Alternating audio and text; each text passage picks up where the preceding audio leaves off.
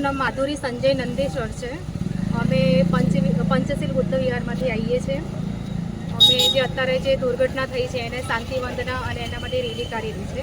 અમે એવું ઈચ્છીએ છીએ કે ગુજરાત સરકાર અને કેન્દ્ર સરકારને સહાય આપવી જોઈએ. જય ભીમ, નમો બુદ્ધાય. मेरा नाम कुणाल दीपक रामटेक है. मैं young Buddhist federation of India से बहुत सालों से जुड़ा हुआ हूँ और ये जो दुखद घटना हुई है 12 तारीख को, हम सब काफ़ी आहत है इस दुखद घटना से. ये दुखद घटना जो इनमें बहुत सारी जानें गई है, जो बेकसूर लोगों की जानें गई है. कोई किस मकसद से जा रहा था, कोई किस मकसद से जा रहा था.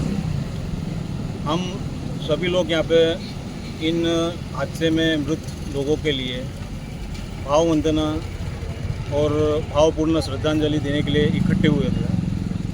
और ये कार्यक्रम में young Buddhist federation of India, Panchsheel Buddha Vihar और सुजाता महिला मंडल, जो हमारे समाज बौद्ध समाज की महिला मंडल है, उनका सहयोग रहा है.